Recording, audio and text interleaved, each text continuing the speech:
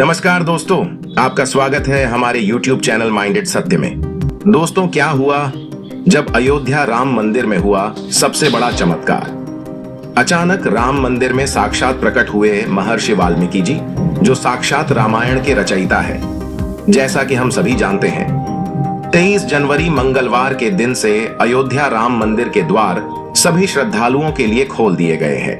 लाखों भक्तों की भीड़ राम लल्ला के दर्शन करने अयोध्या धाम पहुंच रही है। चारों तरफ भगदड़ सा माहौल है, लेकिन फिर भी प्रभु श्री राम जी की ऐसी कृपा है कि सभी श्रद्धालु राम लल्ला जी के तसल्ली से दर्शन कर रहे हैं। जब अयोध्या वासी मोहन नाम के व्यक्ति ने बताया कि जब से नए राम मंदिर के द्वार सभी श्रद्धालुओं के लिए खोले गए हैं, तब से वह 7 बार राम लल्ला जी के दर्शन कर चुका है, पर जब वह 8वीं बार राम लल्ला जी के दर्शन करने मंदिर में पहुंचा तो जो चमत्कार उसने देखा, उसे देख वह आश्चर्यचकित ही रह गया है।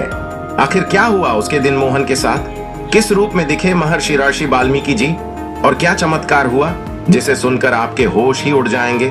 सब कुछ बताएंगे आपको इस वीडियो में। दोस्तों, वीडियो शुरू करने से पहले अगर आप भी एक सच्चे राम भक्त हैं तो चैनल को सब्सक्राइब और वीडियो को लाइक करके कमेंट बॉक्स में जय श्री राम जरूर लिखिए। मोहन बताता है कि जब 8वीं बार वो राम लला जी के दर्शन करने मंदिर पहुंचता है तो देखता है रोज की तरह दर्शनार्थियों की जबरदस्त भीड़ लगी हुई है। हर तरफ जय श्री राम के जयकारे लग रहे थे और वह भी श्रद्धालुओं के साथ लाइन में लग जाता है। मोहन बताता है कि थोड़ी देर आगे बढ़ने के बाद जब वो निचली सीढ़ियों को पार कर ऊपर मंदिर के पास पहुंचता है तो उसकी नजर अचानक से मंदिर के पास में बैठे एक आर्षि मुनि जैसे दिखने वाले पुरुष पर पड़ती है।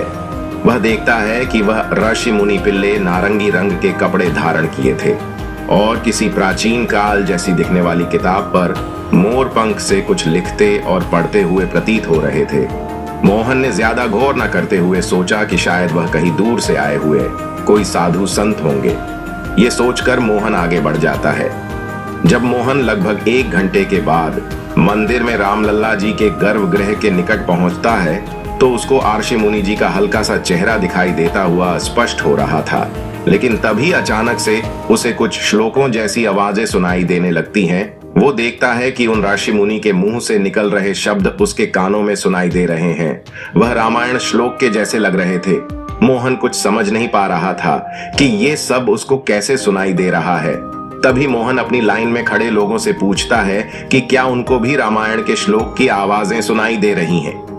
तो उसके साथ के सभी लोग कहते हैं कि उनको तो सिर्फ श्री राम जी की जयकारे की आवाजें सुनाई दे रही है।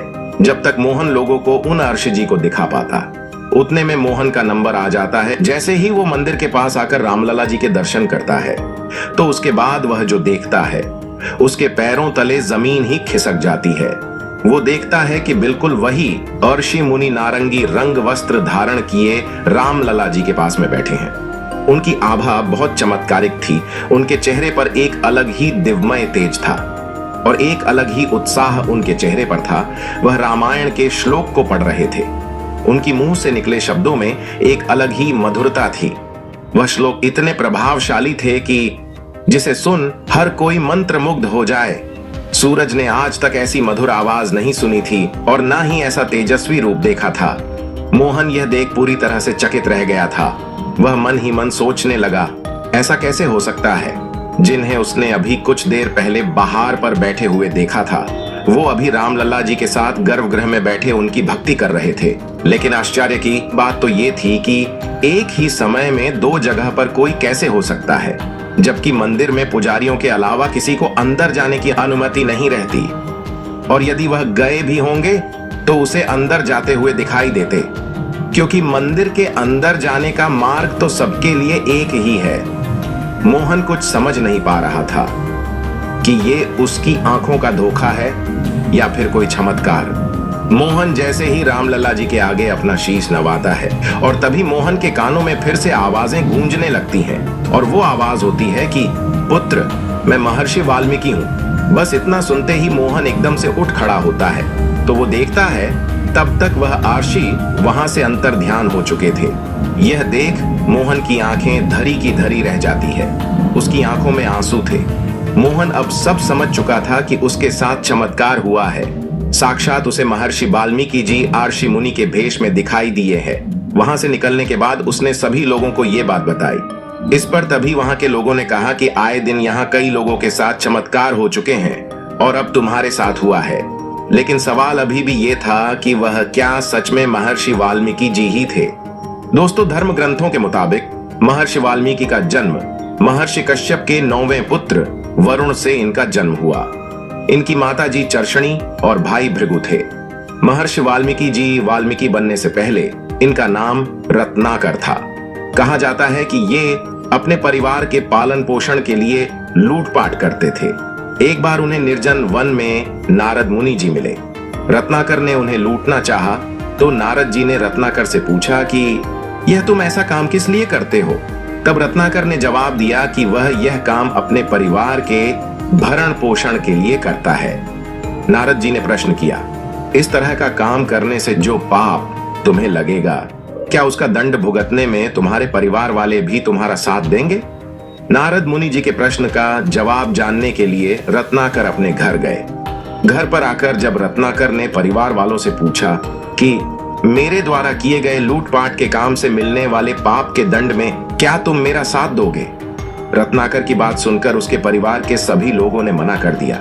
जब रत्नाकर ने वापस आकर यह बात नारद जी को बताई, तब नारद मुनि जी ने कहा कि जिन लोगों के लिए तुम ऐसा काम करते हो, यदि वे ही तुम्हारे पाप में भागीदार नहीं बनना चाहते तो फिर क्यों तुम ऐसा पाप कर्म करते हो। नारद मुनि जी की बात सुनकर रत्नाकर के मन में वैराग्य का भाव आ गया और अपने पाप का प्रायश्चित्त कर अपने उद्धार का उपाय नारद मुनि जी से पूछने लगा। तब नारद मुनि जी ने इन्हें राम नाम का जाप करने के लिए कहा। रत्नाकर जंगल में एकांत स्थान पर बैठकर राम का नाम जपने लगे। कई सालों तक कठोर तपस्या करने के बाद उनके पूरे शरीर पर चींटियों ने बाम भी बना ली। इसी वजह से इनका नाम वाल्मीकि पड़ा। ब्रह्मा जी ने उनकी तपस्या से प्रसन्न होकर श्री राम के संपूर्ण चरित्र का वर्णन कर वाल्मीकि रामायण लिखने का वरदान दिया।